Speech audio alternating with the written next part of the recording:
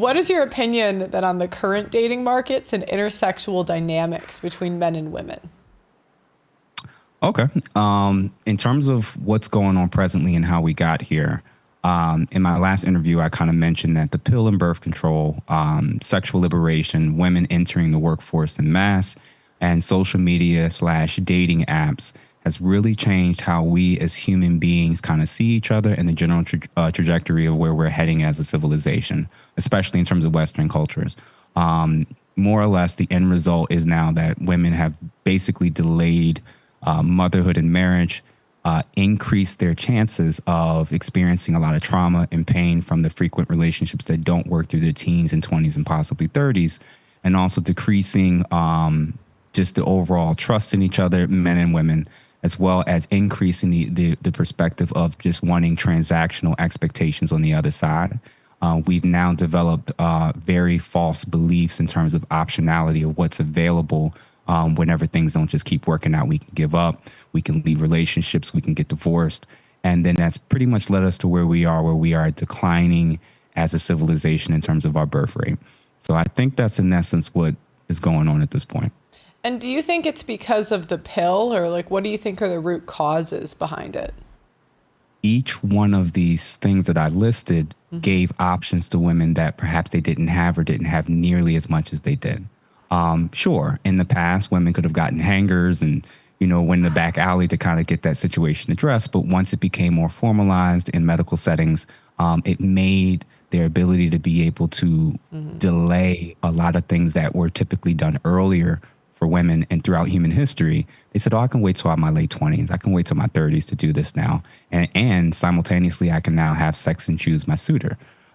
So that was one way in which they kind of opened up the door for women specifically to start to approach dating and marriage differently. Then when you had the sexual liberation movement, they were convinced that trying to do life like men, especially sexually, was going to have all of these significant benefits.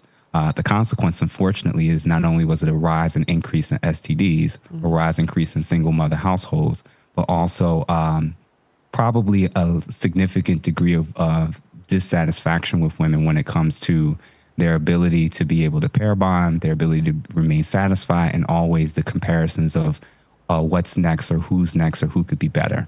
So yeah, I think that, many of these, and then of course we can't forget the social media and dating apps. It's just it's convinced a generation of women, specifically in the West, that there's always a better alternative. There's always a best option. And that with the influx of the likes, the influx of the comments, the influx of men in their DMs, they're convinced that because there's so many of these men that want me, that I have all these options. And the reality is they wouldn't sleep with most of those men. They wouldn't be in relationships with most of those men. But they've, in essence, kind of conflated all this attention I get on the outside with the reality of how few men I actually want and can actually end up with. I think it almost reveals women don't like men as much as we originally thought. Would you agree with that, or do you disagree? This is a tough one. Because it's like the second you're like, do you want to kill their kids? They're like, yup. They're like, the second they're like, do you want to leave your husbands? They're like, yup. The second they're like, do you want to be moms? Do you guys want to wait? They're like, let me wait as long as possible. They say like revealed preferences versus stated preferences.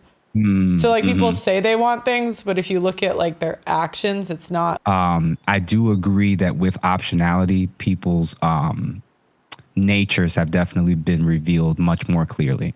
But with that said, I don't know if I was a woman and I had this many options and an ability to get so much attention so early and so often that I wouldn't have potentially adopted much of that mindset too if I were in their shoes for at least a season.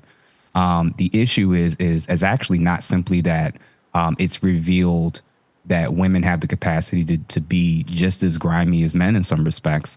It also revealed that I think they saw something.